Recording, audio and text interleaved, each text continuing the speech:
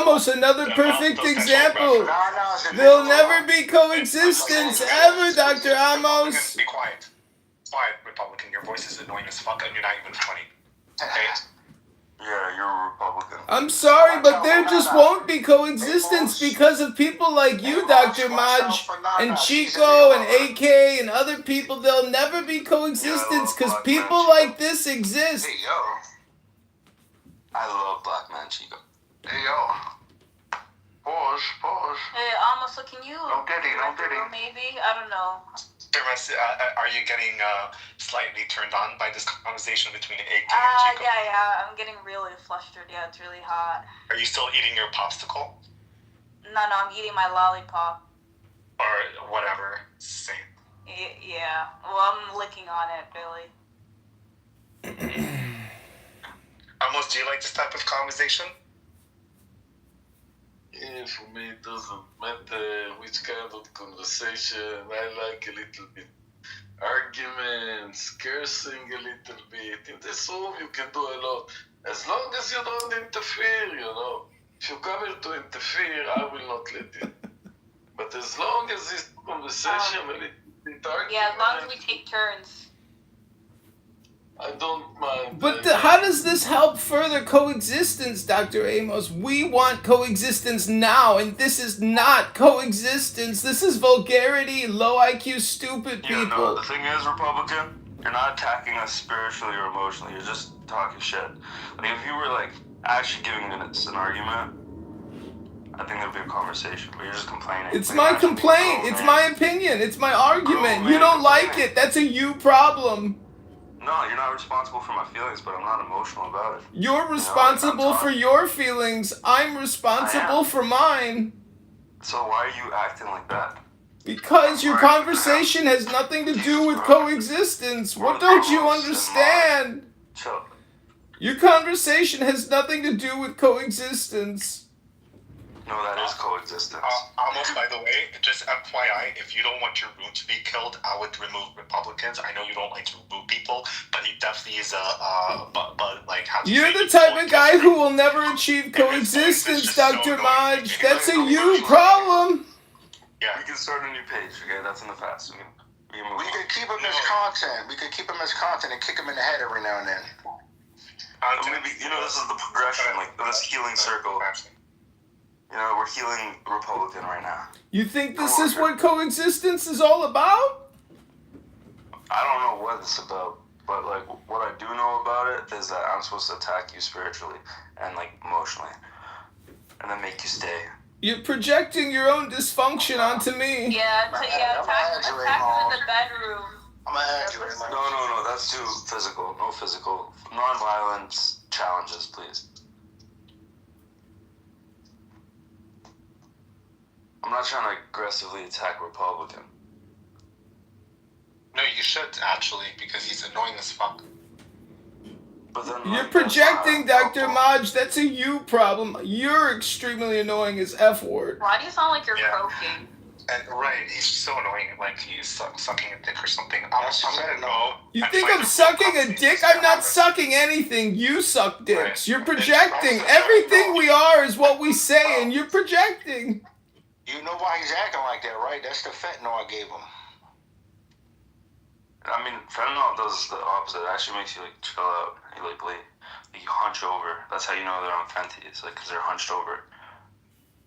He needs more. He needs something. He needs some dog food. Yeah. He needs some dog food. Heroin. You're projecting. I would eat my dog's food. No, they call it heroin dog food. Yeah. Oh. It's a slang. Motherfucker. Yeah, learn something new. This is coexistence, Republican. That's it. Learning new things. Do you know how to bark like a dog? Listen, let's just pray it gets worse. I can make my dog bark on command. Let's just pray it gets worse, okay? We have a bigger division. Let's just pray for that, okay? I'm sorry, Dr. Amos, if I ruined your room about coexistence.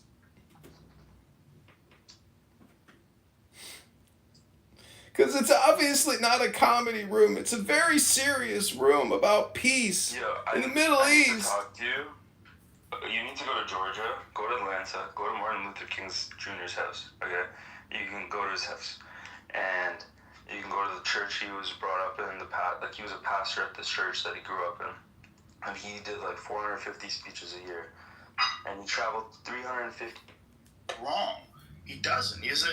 What did he call him? How did he describe him? I think he compared him to a methed out psychopath who was holding an entire nation of people hostage, I believe was the He way to also put it. said on here that he wasn't anti-Semitic until the Holocaust. There were no speeches of Hitler's in the 1930s. This is No. he He said he was not public about it. He said he was downplaying it to win over. He said there was a period where he was downplaying it to win over popular support in Germany. There is no historian of World War II who thinks that Hitler was downplaying anti-Semitism in the 1930s. That was what he was doing. He wrote a book about it in the 1920s. He got to power on it, and he grew his power on the back of it.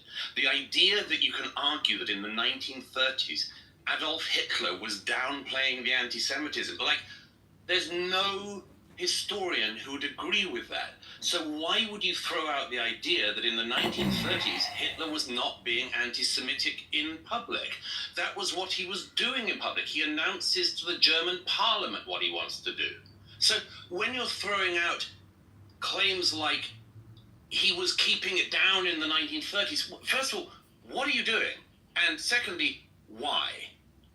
Okay. I mean, I think that it's kind of hard because I don't even know exactly what Daryl's point on that was, and so I'm not really in a position to argue what he was saying there. I don't think you're giving him the most charitable interpretation. I don't need to give him the most charitable interpretation to be able to see what he's doing. I think you're strong-manning him, I should say. Look, anyone can look up what he said on this show and others, what these two guys in particular have said on repeated podcasts with both of you. It's an attempt to downplay Hitler and always to do down Churchill. I don't think he downplayed Hitler. No, I said in conversations with you and others, this is the shtick of these guys. They've decided it's edgy and funny, and I think this is very, very interesting and also very dangerous, because we live in an era now that the right has got some mojo back in America. We saw years of crazy left overreach, where they tried to make us all say the craziest things. And completely predictably, there are now figures on the right playing with really dark and ugly stuff on their side. I agree and with they that. are mainstream. I don't think and I Daryl's think it's doing partly being mainstreamed by the two people I just described. And both of you have kept speaking to these people, and you don't get on the historians who know about this. And that's just alarming to me. Well, can I just say, because I kind of do agree with part of what you said there. I do think it is true that almost as a reaction to the woke insanity that we've seen on the left, and I think nobody's been a more effective critic of that than you. I do think there has kind of been a right-wing reaction that has embraced racialism and.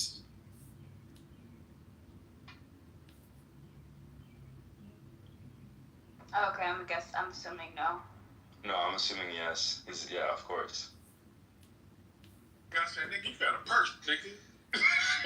He's like, this ain't no purse. I said, nigga, it's a purse, nigga. I said, nigga, that's my little sister, nigga. Tweet, you making me mad. You making me mad, Tweet. Tweet, come up. I don't gotta see you know your back. All I gotta do is hit your. You know, Tweet, man. Welcome back to another episode of Low IQ Dumb People, aka Tanner 2028, the presidential run that's not happening, and all you weird people updated your PTR with some weird shit called vote for some dumb motherfucker named Tanner. Ain't nobody running for president named Tanner, you brainwashed, hypnotized, dumb motherfuckers. Tanner ain't running for no president. You all just in another clown house room LARPing, pretending to be something, but it's the dumbest shit I've ever seen, and you are all the more stupid for it. Congratulations on wasting a perfectly good Saturday yet again. You dumb motherfuckers. Go get a life, go to the park, go to the gym, read a book, have a dinner. do anything other than pretend somebody named Tanner's running for president. Ain't no motherfucker named Tanner running for president, you brainwashed, hypnotized, stupid motherfuckers. Alright, I'm complete, you stupid low IQ, dumb, extremely stupid motherfuckers. I'm going out for a nice gym. I'm going to the gym. I'm going to go for a nice power walk in the sun. Then I'm going to take a hot shower. And then I'm going to have a nice chicken dinner. And I'm going to remember how I roasted all these dumb motherfuckers wasting all their fucking time talking about nothing. Get ready to self-roast, you stupid fucks. Enjoy your own barbecue. You what's for dinner, you all roasted. You got cooked like turkey, like bacon, like a cheeseburger, like a set of ribs, like pork, like lamb chops. You are what's for dinner? With this absolute beyond the pale thing, why somebody like Jake Shields wants to play around with Holocaust denial? Why? I can't answer for Jake Shields. I don't know. Why do you think? I have no idea. I think I'm telling a lot of people get captured by audience capture. Captured by their audience. Yeah, I think that's the thing. You get a lot of positive reinforcement from a bunch of twisted people. Well, it's also, I mean, there's something about, Michael Malice had that great line. He goes, when you take the red pill, you're supposed to take one and not swallow the whole bottle. Yes. And I think there's like this dynamic. What happens is, and then of course people know the red pill is the analogy from the Matrix. The idea that you wake up to realizing that so much of the stuff you believed was bullshit propaganda. Absolutely. And it's all lies. And this is a real danger when the establishment and the institutions are all caught with their pants down, having sold a bunch of very consequential policies based on lies. And then once people realize that, they go, well, what else have they been lying to me about? And then they almost want to look into every single thing and go, yeah, I think the whole thing was lies. Now, I agree with you. There's danger in that. And I think that there are some things that then people jump to conclusions that are totally wrong.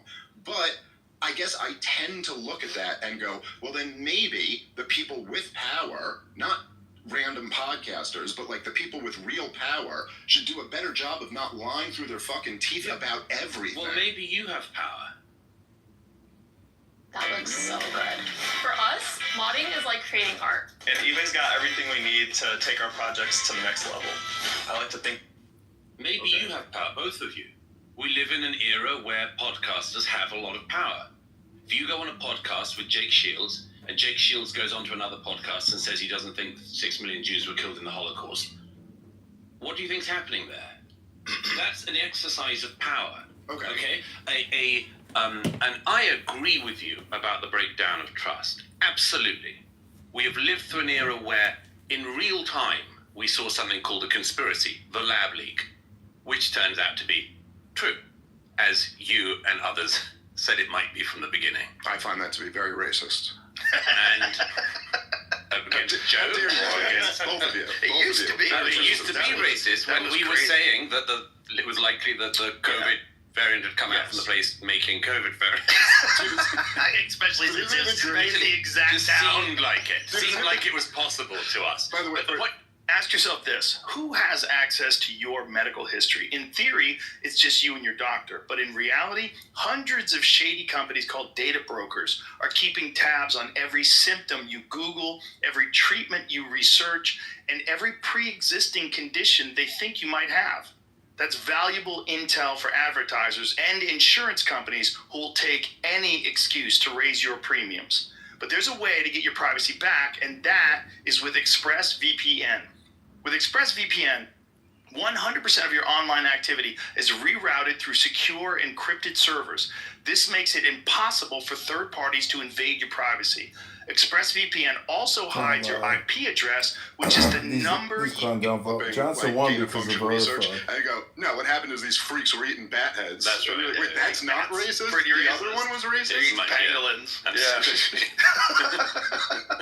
Well, that one fell apart in front of our eyes. Well, it and took of course, 4 years. It took 4 years.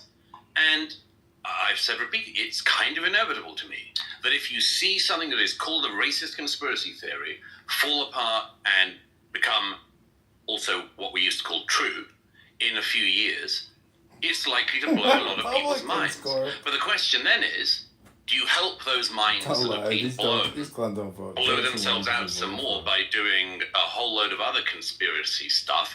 Do you decide to go, hey, what else have we been lied to? Maybe Churchill wasn't a great guy. Maybe Hitler wasn't such a bad guy. Maybe the Holocaust, etc., etc. That is saying that. No one is saying maybe Hitler wasn't such a bad guy. You are saying that. No if one's you're saying saying that. that in the 1930s, Hitler kept the anti-Semitism down. No, that's not what he's saying. What he was saying is that he didn't do it as publicly. He was doing it in meetings because the support for that kind of thinking wasn't as ubiquitous as it was. Joe, I've seen this before. I know exactly what these guys are drinking.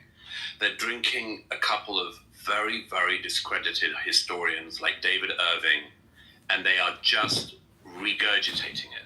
And it was always been the same thing.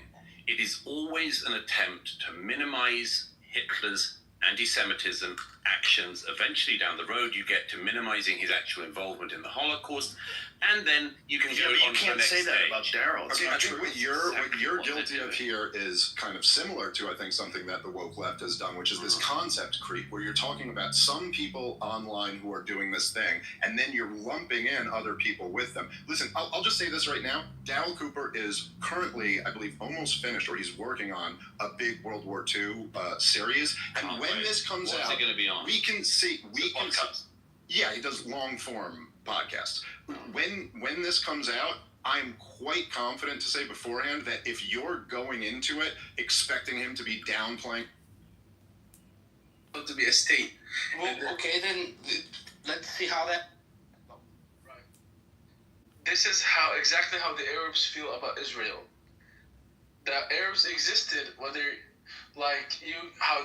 how you feel about it, in that land, in Jerusalem, for 1,400 years. Oh my gosh! It's weird to me that it's called Jerusalem when it literally is comprised of Jews. It's called Jerusalem. It's not even pronounced Jerusalem. These dumb fucks don't even know how to pronunciate. It's called Jerusalem. Let's be civil, please. Let's be civil and no cursing. Thank you. Let's be serious, too, because Listen, the Jews rock, and anybody who hates the Jews is a loser. Okay, thank you. Now, let's focus on the point here. The thing is, no, the Jews never, ever, even when you read about Ben Gurion and other Jews, they never disputed that the Arabs were there, by the way. They never ever disputed, but it's not a democracy. It's not about, the Arabs existing there or not. Let me ask you a question, honestly. What is an Arab? I mean, isn't that just like an ethnic group? It's not originally. Well, okay, I'm gonna give you a short explanation. Originally, the word Arab was not ethnic. Originally, it was just geographical. For example, since the Roman times, you had Philip the Arab. He was only called that way because he was from Yemen. From Yemen, it was just purely geographical. What about when the Romans went against ancient Judea? Can I please? What about? They were Jew. Can I please? Yes, they were Jews. Yes. That was 2,100 years ago. It's 2025, you guys. Are you all time travelers too? Please, I would like to comment on this, Jacob. 2,000 years ago, when Titus of Rome displaced and scattered the Jews all over the place, the Romans were the reason why the Jews are in. Get your point. Like, there was lots of pushback. If you were saying he should go and debate somebody who's giving him pushback on that, okay, maybe. I also think it's reasonable for him to say, I don't really do debates. Yeah, I think it's weird to mainstream very fringe views constantly and not give another side. I think that's weird. Well, I mean, I think there's a little bit of a contradiction here. You're saying now that these are fringe views, but then you're also saying that these are enormously powerful views. No. There's no contradiction. Let me clear it up if you think there is. I think there are very fringe views that have become mainstreamed on the right. But then aren't they not fringe by definition? Sure, you can play an epistemological game. I'm just saying let's be accurate. You do understand the concept, don't you? That fringe ideas become mainstreamed? Yeah. Okay, right. Sure. So that's it. Okay. I'm not exactly sure. So you're saying that Joe shouldn't have Daryl Cooper on? I'm saying that he should debate. That if you mainstream very, very fringe views, which are easily able to be debunked, if you mainstream them, at some point that view that was so fringe will be what eager, very disconnected, unhappy people are going to start playing with too. And if these people are such experts in how you see a society go weird, they can look at what is happening to a portion of the right everywhere on this stuff. There is a portion of the right across the West that is playing this very dark game, and they're doing it deliberately, and you can't not be aware of that. I agree with that. I don't think Daryl Cooper is doing that, but I do agree with your characterization. No, but I think it's a pretty important distinction there. You're just taking this one statement, and then this where he's trying to joke around with his buddy. This Churchill statement, and this is the basis of he and this. these other guys are all doing the anti-Churchill stuff now. But he's not doing an anti-Churchill stuff. He and the other Churchill people in the orbit. Churchill was the author of this whole Operation Unthinkable, right? Where they wanted to use the Nazis to invade Russia. Wasn't that Churchill? He wrote the Zohar? Savings you just can't beat. Oh, this work is gross. If you have to wipe yourself raw just to get clean, do. Is that not true? We're going to have to get into the weeds on Churchill. There is always going to be a corner which you can get me on a bit of Churchill. I think that's the point. You have to say That's what the your point. point You is. have a comprehensive view. Yeah, Churchill was never working with the Germans to invade. No. This is a plan that was drawn up. Millions. Do you know about Operation Unthinkable? Pull it up, Jimmy. Operation Unthinkable was at the end of the war. I believe Churchill was concerned about the rise of Russia in the rise of the Soviet Union. And the idea was what the historical facts are about this. Operation Unthinkable enumerated two related possible future war plans developed by the British Chiefs of Staff Committee against the Soviet Union during 1945. The plans were never implemented. The creation of the plans was ordered by the British Prime Minister Winston Churchill on May 1945 and developed by the British Armed Forces Joint Planning Staff in May 1945, the end of World War II in Europe. One plan assumed a surprise attack on the Soviet forces stationed in Germany to oppose the will of the United States, the will of the United States and the British Empire upon Russia. The will was qualified as a square deal for Poland, but added that does not necessarily limit the military commitment. The assessment signed by the Chief of Army Staff on 9 June 1945 included it would be beyond our power to win a quick but limited success, and we would be committed to a protracted war against heavy odds. The code was, This is okay. First of all, I never do Wikipedia. Okay, we don't do Wikipedia. No, that's okay. It's okay. This is just what Jamie pulled up. Okay, but first of all, yes, at the end of the war, a plan requested that wasn't seen through. That suggests that after the defeat of Nazism, communism of the Soviet form is also going to be a threat to Europe, was simply evidence that, it's obvious. True. It's what Churchill had worried about throughout the 40s. He worried about it at Yalta. He worried about it everywhere. I'm sorry, but I have to return to this point that this man manages to do one of the most heroic things in human history in standing alone against evil in its most concentrated form. And he does about as much as any human being can do to save the civilized world. If you just park that and you go on to a plan in 1945 to try to counter Soviet domination of Europe, you see what I'm saying? This is not doing something in the round. Yeah, it's also I'm not even I'm not at all the expert on World War II, and I'm not gonna debate with you about World War II. But I would say that there's a lot of room for nuance and disagreement with what you just said. In the 20th century, we had 2 world wars. They're the worst thing, objectively speaking, the worst thing that's ever happened in the history of the world.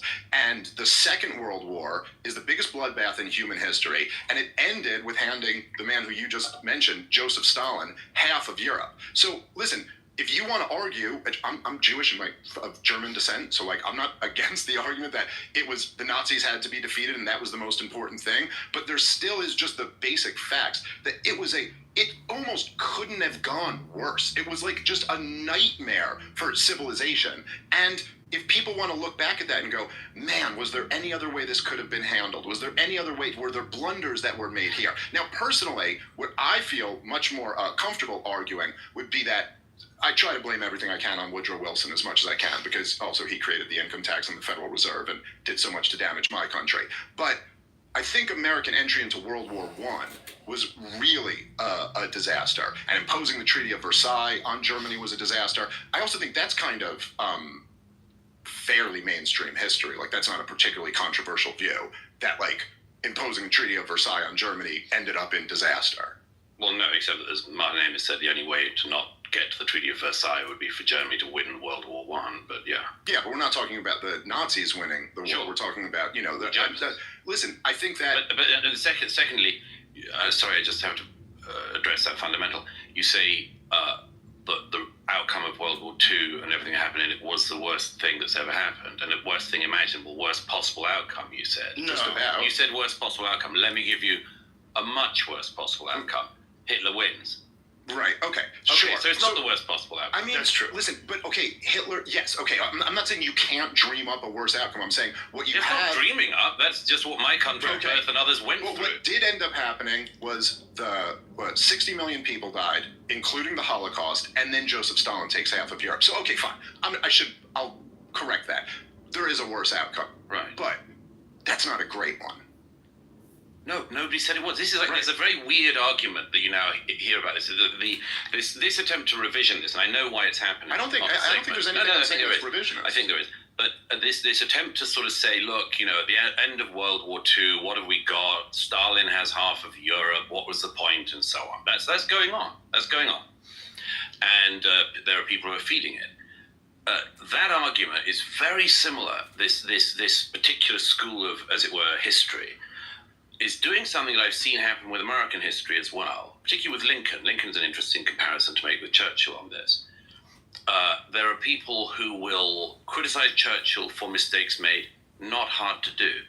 Quite hard not to make mistakes while fighting at a war of total annihilation against your country. People will say, oh, he didn't sort this out in 1945. It's rather like Lincoln. He didn't solve every problem in the world for all time, but he solved a hell of a big problem for his time. And that requires some kind of generosity of spirit and understanding in hindsight, as opposed to, I will find something that he did that I wouldn't have done, because if I'd have been running the British Empire in 1939, I'd have known exactly how to do it, and I'd have known how to hold the whole thing together, and I'd have kept Stalin back, and he'd have been great at Yalta. And this is... I don't think anybody's saying that. Yeah, I agree with you. I think there's a tendency of like woke left kids to do this, but I don't think that's what certainly not what I'm saying, and I don't think what Daryl's saying. I do also think that one of the bigger kind of the bigger picture dynamics to all of this is that we have at least since 9/11 been in a state of perpetual war, and all of these wars have been disasters. They have been so many lies involved in selling all of them. I mean, the whole Iraq war, the whole war in Afghanistan, just lying the whole way through. I mean, I remember literally having conversations with Green Berets in the middle of the war in Afghanistan, and they're like, George W. Bush is telling you that the army we're building up there is really successful. This thing's gonna fall in a week without us. And then all through the Obama administration, it's just like lie after lie after lie with disastrous wars. And so this does create a fertile ground for people to say, I wonder if they were lying about all these wars. Sure. Again, I'm not really trying to argue about World War II. I'd rather argue about Diego! Hey, Diego!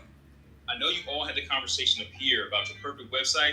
Now it's time to have that same conversation with Wix. That is whole. Well, should you not talk about mistakes that were made overall? Absolutely. Okay, you should. Absolutely. Right. I'm all for going back and looking at mistakes. So what is your argument then? It's a very weird thing to go back, zone in on a mat, say this one thing is a mistake and should characterize him, and you ignore everything else. You're taking him It's out of like context when you're talking about Daryl, who's done, what was it, 30 plus hours? So what? 30 plus hours of podcasting. You do that in a week. UFC 314 is headed to South Beach, and it won't be all glitz and glamour, but the stars will be out. Don't miss any of the action at DraftKings Sportsbook, the official sports betting partner of the UFC. It promises to be another banger. BG.org. Please play responsibly. On behalf of Boot Hill Casino and Resort in Kansas, 21 and over. Age and eligibility varies by jurisdiction. Void in Ontario. New customers only. Must expire 168 hours after issuance. For additional terms and responsible gaming resources, see dkng.co/audio. But it's a very different. He's not doing a podcast like talking to people. Okay, nor is he doing scholarly work, nor is he working in the archives, clearly. Come on. I mean, he is not the historian of our era. He's not claiming to be. This is the thing, Joe. This is like punching jelly. No, but you don't consume his work. Well, I'm saying because I don't need to consume endless versions of a revisionist history. I understand. I know where this comes from. Revisionist history. If you listen to his work, it's not revisionist history. He's basing it on historical. But I know. But okay. So this is my point about jelly. It's a shape-shifting thing. Comedian or historian. He's not a comedian. Historian or podcast. It would be historian or actual historian. You say he doesn't claim to be a historian, but he's pumping out tens of hours of history. Does Dan Carlin. He doesn't claim to be a historian either. You see my point about the move? It's like some weird jiu-jitsu move. No, I don't. Where you say, hang on, you know all about this as well. You say, I'm not a historian, but I'm going to spend my time talking about history. I'm not a journalist, but I'm going to spend my time talking about this thing. I'm not an expert on this, but I'm going to spend my time talking about this thing. It's a weird move, yeah? No. You don't think? No, I'm a free American. I can talk about what I like to. You can talk about what you want. So what is the I've point noticed here? you can. But we what's all the can. point? The point is, what are you pushing? What are you watering? What am I pushing? Yes. Liberty, free markets, peace, prosperity, not getting in another stupid catastrophic war, which we're on the precipice of right now. That's what I'm pushing. What are we on the precipice of? Well, I think weren't you just talking about it the other day? Everyone I hear on the inside says we're about to attack Iran. I think you just said something about that the other day. Am I wrong about that? I thought I saw in one of your interviews that you did. Possibly. No. That doesn't mean we are on the verge of a war. I mean, you keep referring to we being in wars. There's a very big difference between a country having a military that's engaged and a country being at war.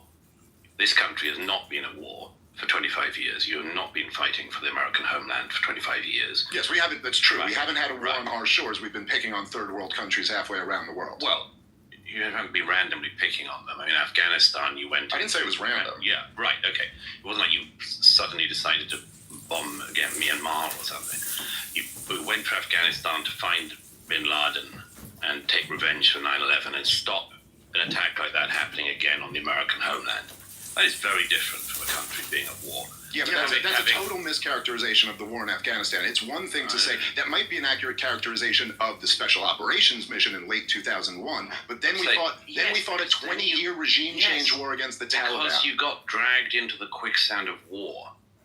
Oh, okay, fine, but I thought it wasn't a war. Like, what? I don't get your argument. No, I said it was a war. It's your use of we.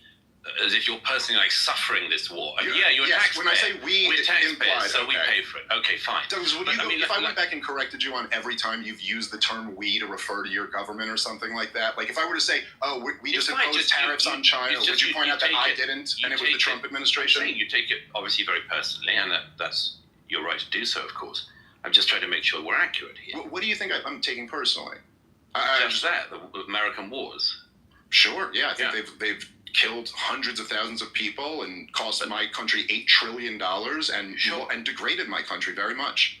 And there's a very good argument to make on that. I'm still slightly bemused about this move from I'm an expert on this and I have views to I'm a comedian. I've never claimed to be an expert on anything. This is the problem, Joe. I mean, if somebody Wait a says... minute, you have to claim to be an expert on something to have an opinion on something? No, you don't have to be. You don't have to be. But So this is like, I'm not a historian, but I'm pumping out history. But wait a minute, I'm not an expert, but I'm talking all the time about this But you're not thing. even talking about specifically on what he just said. No, I'm saying this is my point about this. You say I'm not an expert. So what's the solution? To not talk about it? No, it's to have more experts around. Well, the expert class hasn't done a great job. I know. Man. This is follow the science. Yeah, but you know what? I agree with that. I just said to you, I agree with that. I know. But so one Douglas, of the problems during is, all of COVID, I will put my track record against any of the expert class on COVID. I'm glad to do that. So should I have just shut up? Should I have shut up by opposing lockdowns and opposing vaccine mandates and talking about was the the lab argument theory? at the time. You realize That's the entire argument that you're making. Let the experts handle this. No. You're not an expert. You're I was right. I was just a comedian. wildly not listening to what I'm saying. I think you have to I think we should agree perhaps on the following, that one major thing can break down in front of your eyes, or many major things. And it does not mean that every single one of the sewer gates should be lifted. Okay? Yeah, I get that point. Right. Who's saying it should be? I'm saying this is the chatter on what is part of our side at the moment, is that a lot of the sewer gates are being lifted, sometimes by people who know that they're doing it, sometimes by people who don't, sometimes by people who say, I don't know, I'm just throwing it out there. But at the very least, there's some damn hygiene that should be required, isn't there?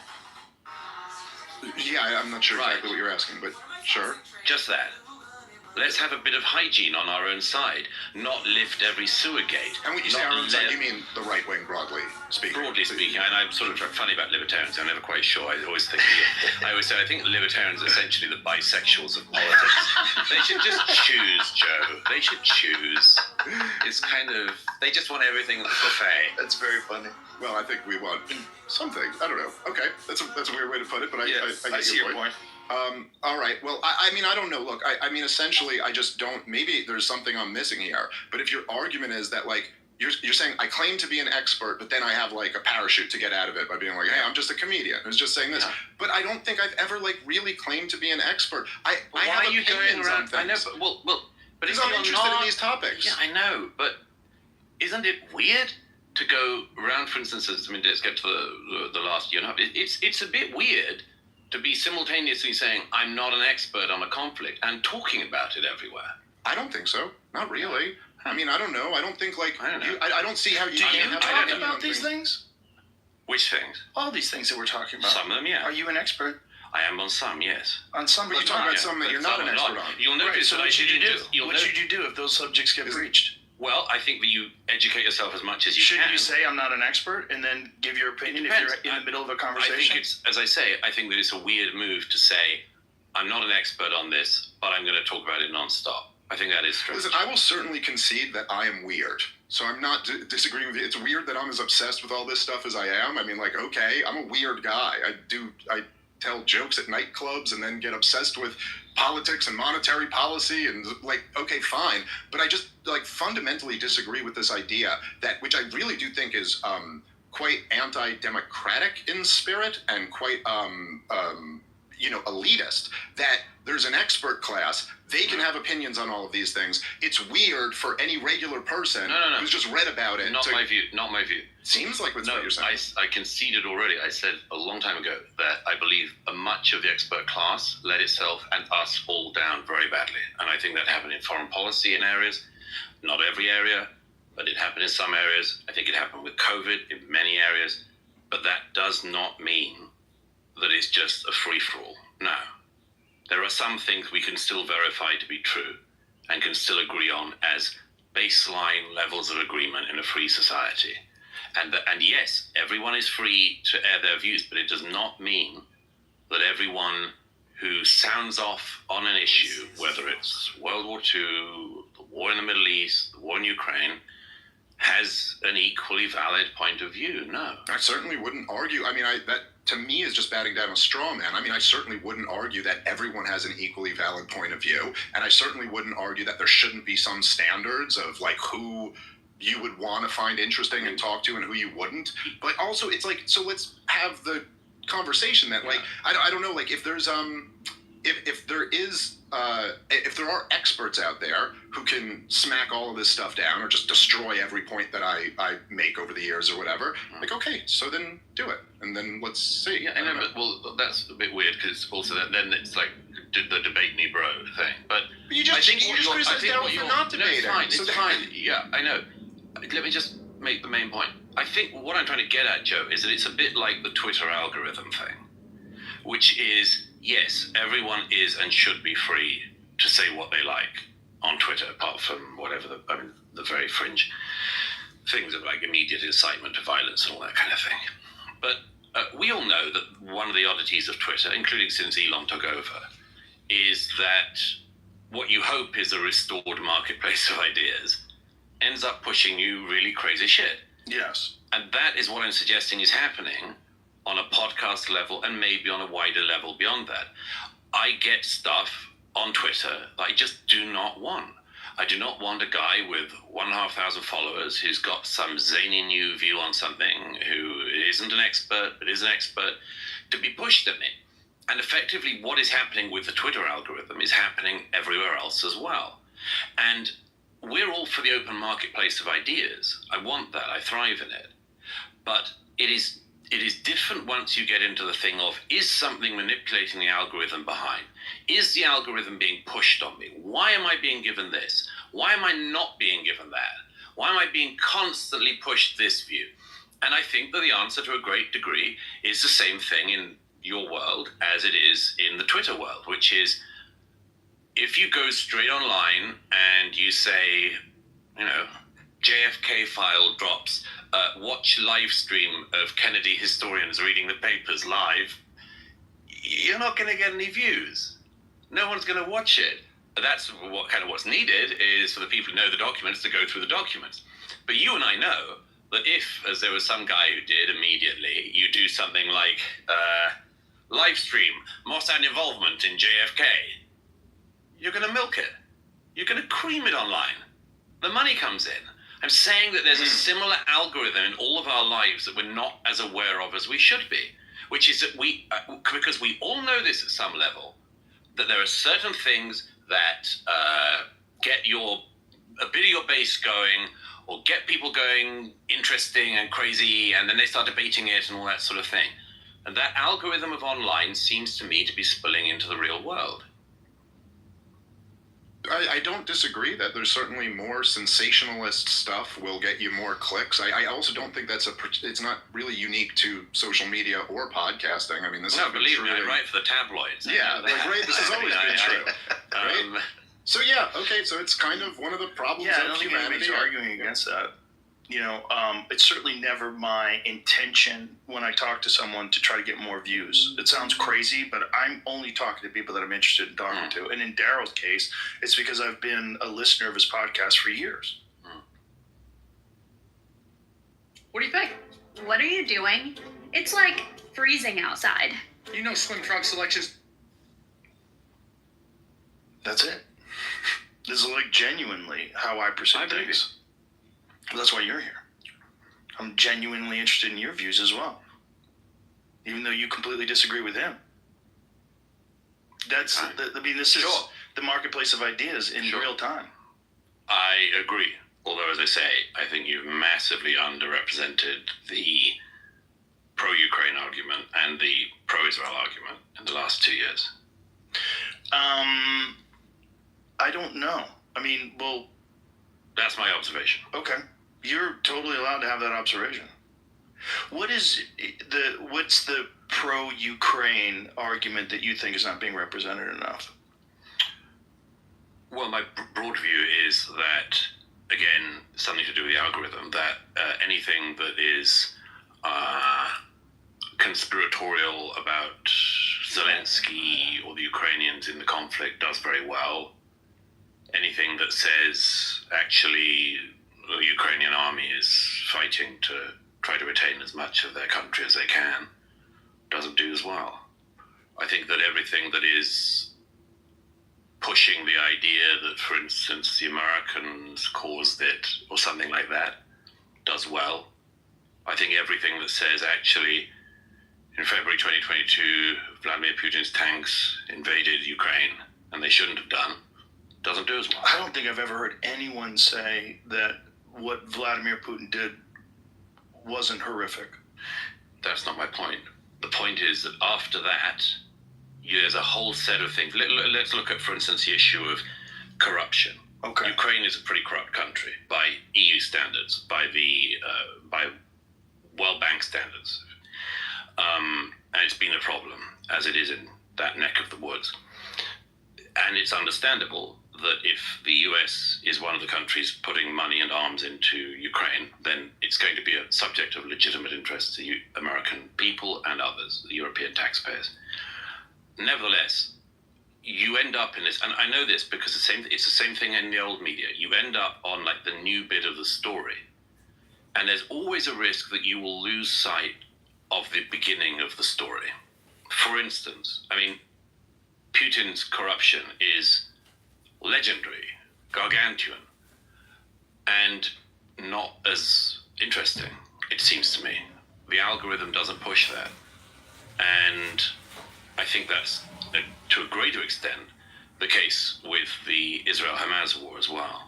Well, isn't there a little bit of a concern? Like, I would say a couple things here. Number one, I'm not denying, I don't know how the algorithm works or what it's pushing, and it's an interesting thing that we probably should all know more about, but I think there's a danger when to just classify everything as, well, the algorithm pushes this and doesn't push this. It's like, it could also be that some ideas are just resonating more and some ideas are more popular than other ideas, and there's probably both of those things are at work in that dynamic. Sure. But I also think that something like, the reason why, say, talking about Ukrainian corruption is more interesting in a lot of ways than talking about Russian corruption is obviously because, like, well, one of these countries is an enemy and the other one is one that we're sending tens of billions of dollars to. And so, debating on between Zelensky and the weapons companies, I don't know, he says he only got $70 billion of it, but we've spent closer to 170, so whatever.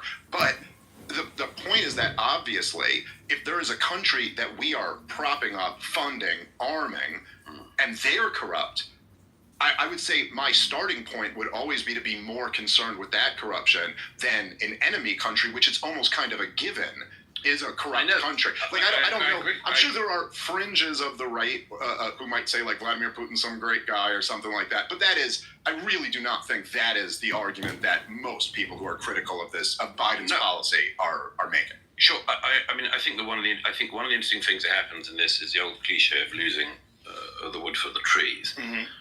It just happens an awful lot, and it's the nature of the old news cycle, let alone the current one, the social media era. Actually, I remember that, so I don't go back to World War II, but let me just very quickly, I remember this debate with Pat Buchanan when he was debating much more learned historians on the subject of the origins of World War II. And the whole thing got lost in all of this sort of mad puzzle of views about iron ore production in the Bavarian forest and this sort of thing. And I remember that everyone was all over the place, and the moderator turned to the historian Andrew Roberts and said, Andrew Roberts, why did World War II begin? And he said, World War II began because Hitler invaded Poland.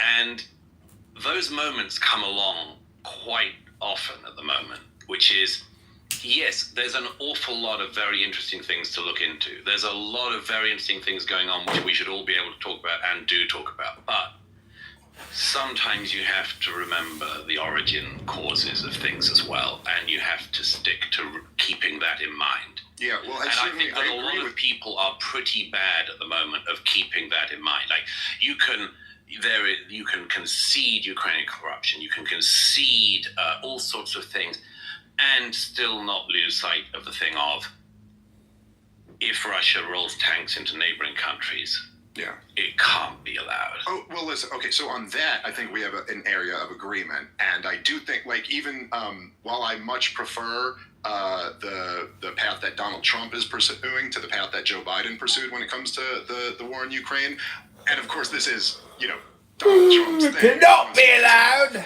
He's going to call you every bad nickname that there is. But when he sometimes when you don't piss him off. Well, sure. But when he's the Danes come to mind. I believe he said that Zelensky started the war. Yes, or something like that, which is like, okay, all right, that's a little bit. Really? 109 countries, and this is going to be 110, so get ready. And now you're being thrown out of Gaza. They threw you out of Jordan. They threw you out of Lebanon. They threw you out of Kuwait. You're being thrown out of the United States. because nobody likes jihadist terror. And now you're being thrown. Now you are being thrown out of Gaza because you are savage. Your behavior is unacceptable in the West. And no one, all people in Jordan are Palestinians. keep you in Gaza. Jordan are No Palestinians. one will lift a finger to defend you. The Arabs are finished with you because you are savage. The Arabs are done with you, Princey. Nobody wants you. They do not want you. Therefore, you will leave. You will pack your... Interestingly, you probably missed the 15 planes a day that are leaving, filled with Palestinians who have had enough of savages like you. Because there are innocent... That's so not true. That's so not true. There are decent Palestinians, and they are finished with savages like you. They come on the app. Their airplanes are documented. It's tough for you to hear. I understand that it is tough for you to hear. And when I give you the truth, you freak out. But it's tough on the show. We can live with you freaking out. Feel free to freak out, Princey. The world is done with you and your jihadist terror. Put your little dwarfy fingers in your little dwarfy ears and go la la la la la, amos, because you don't want to hear what I'm saying. But you hear me, Princey. You hear me with your stubby little dwarfy fingers in your ears. The world is finished with your terrorism. We're sick of jihad. We're sick of Hamas. We're sick of Hezbollah. We're sick of Boko Haram. We're sick of Al-Shabaab. We're sick of the Palestinian Islamic Jihad. We're sick of Fatah. And now, since you decided to fight us, we will fight you. We will defeat you. We will crush you. And we will provide an opportunity for the decent Palestinians to live in peace and prosperity as our neighbors, if any remain. And you can deal with that, Princey Pooh. You can deal with it. It ain't gonna change. Listen to the old man. Sorry, Princey Pooh. Nobody wants to hear the squeaking of a dwarf with your little dwarfy vocal cords and your children's clothes. Nobody needs to hear from you, Princey. Prince, what year did your parents stop finally giving you a... Enough. Edward, you want to speak a little bit to change I just want to say one thing, Amos. If Normal comes here and lies, no, he never sources it. Okay. Source. Yes, you're not lying. Yes, you're saying the truth. Edward, I'll change this. I'll change the topic a little bit. So, only Edward speaking. So it looks like it looks like Hamas is in Egypt, and Israel is also in Egypt, finalizing the modified, I call it the modified ceasefire agreement. It's supposed to be a bridge agreement that leads into phase 2.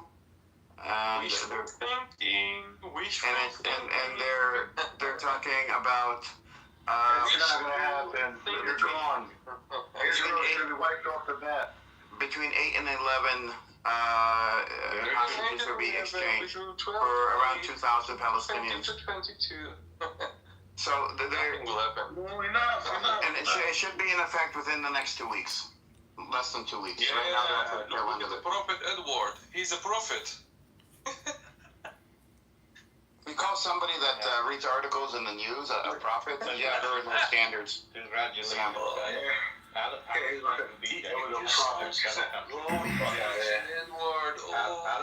is going to be your 110th country. Congratulations. I don't know. I mean, I'm 42. Like, I've met a lot of Palestinians. You know, they have these passports, but they never really quite seem to have a country. They always seem to have conflict. Why is that? Why can't they just keep their hands in their pockets and not commit terrorism? I don't know. Maybe it's the Islam. Maybe it's the jihadists. Maybe it's got something to do with that. I don't know. I know they don't just like eating shawarma. I know they like committing themselves to death wars and death cults in the name of Allah and Muhammad and the Quran. I don't know. It's just my opinion. We're being streamed on Instagram by Republicans. Leave, go. Don't that guy, Republican, he records. Chico. Shirna and Chico, let's leave the room because Go try Greenland, Prince. Greenland has to be available. Go to Greenland, Prince. Pack your parka. This guy. You can find a parka in the top side. Yeah, we know. That is a beautiful party hat, Dr. Prince. How many more party hats are you going to have to buy? Almost, if you don't kick him out, we're gonna leave Almost. We don't want to be streamed on. That's okay. Nobody's gonna miss you. I promise you. Word left. Go. Shirna, Chico, let's go. Man. Go, please. Go. Let's go, guys. Let's go. Nobody's paying you to be here. Go. Don't ask. Go!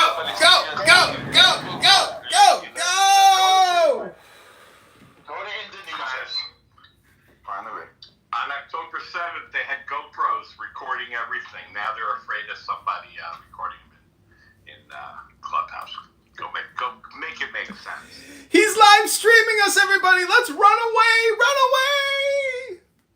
Well, for the record, I wasn't actually there on October 7th, so I don't know why you grouped me into that. Nobody thought that you were anywhere. Just the people you support. No, I don't actually. The people you support were there. I don't. No, He joined the cause after 7th of October. He I don't support he them. joined after. No. I was aware of You don't support Palestinians. Recording him. He said he doesn't support the Palestinians. Aziz. No, I was born before October 7th, so I was born before. No. Don't you support the Palestinians? No, I support the Palestinians, not the Hamas. So decide. Two very different things. So decide. They could just, they're two very different things. Obviously, you guys are not aware of that because you're limited to media and information. Yeah, we must be limited. Okay, who's in charge of the Palestinians, Aziz? Please educate us. Tell us who's in charge. Wait, hold on a second. So they're not on monolith, so what do you mean in charge? No. Of the country, the state, the people, the war, the conflict, the army. Who's in charge, Aziz? Well, their leadership is not monolith. Even they're divided. Who's in charge, Aziz? Well, like I said, Israel's leadership done a great job. Not Israel. Who's in charge of Palestine, Aziz? Well, it depends. Are we talking PLO? Are we talking Hamas? I'm asking you. You seem to know something about this. They're divided. Okay, so which two people are in charge? Tell us. They're divided into how many pieces? What is this? What is this? This is your test coming up. This is your A-levels. Who's in charge of Palestine? Okay, let me ask you a question. Just try to slow it down, Aziz, and speak eloquently. We know you're such an eloquent speaker. Just slow yourself down and take your time and respond succinctly in a complete thought. A couple sentences will do. You're so eloquent. I'll speak in a way you guys can understand. So who do you support? Listen here, buddy. Listen here, good. I'm gonna get him a damn truck. Yeah. Go to the now, buddy. Gonna goddamn want me damn Trump, know what I mean? You ain't gonna come to my goddamn country. We're gonna put some goddamn tariffs on them, know what I mean? Tariffs on them.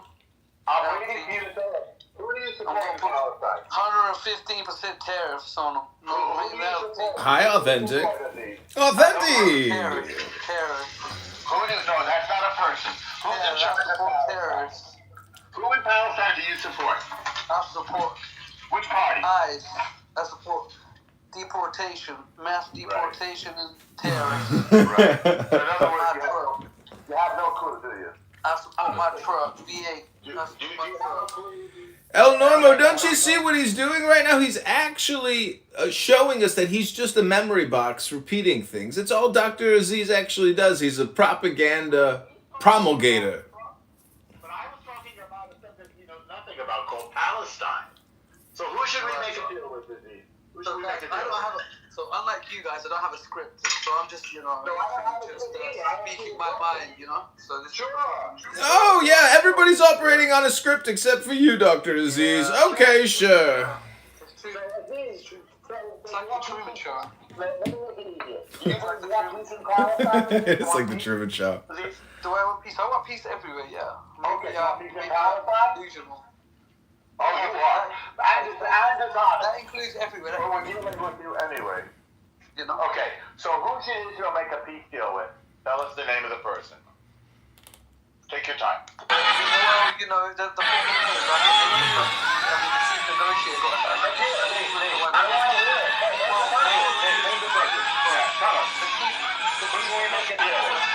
chief negotiator got assassinated, so probably not his now. The chief negotiator of what? The chief negotiator of what? Oh my god. What's his name? What's his name? This is like point scoring, man. What's his name? The chief negotiator. This is like the bonus of this podcast. I know what you're talking about. I know what you're talking about. But what's his name? Yeah. Going to Google to find. I'm not even gonna tell you the name. I was not Googling. I didn't think You're not gonna tell us? You're gonna withhold it from us? I didn't Google the first question. No more. Aziz, can you name a Palestinian newspaper? Kids Wish Network. Look at this. They raised $127 million. Oh my God! Give me a name. If I would ask you an Israeli one, do you know an Israeli one? Do you know an Israeli newspaper? Can you name me a Palestinian utilities company that supplies, you know, like... No. I'm asking you. No, Aziz, do you know of an Israeli newspaper? Do you know of an Israeli newspaper? Oh my God! What are these questions? Do you know of a name of an Israeli? Because you do. For example, Haaretz. Okay, you heard of this, right? Can you give me a name of a Palestinian newspaper? Oh my God. You heard of? Oh my God! Maybe it's a Oh my God! Oh my God! The newspaper. Oh my God! I don't know if Maybe we should read it. Like, this is a level of discourse that's below me. I just can't. Whatever. We want to read the Palestinian newspaper. Is it really We want to be educated. This is like Educate playground. us. This is like They playground. paid the solicitors. So, you know what? Give me a name of a famous Palestinian. Let me Wait, think. who wants to be a millionaire? Like, what? No, I want to know if you know so much about politics. Like, you know. Name of a talk show host. You know what? You know what? I would like to learn. Listen. You obviously know about.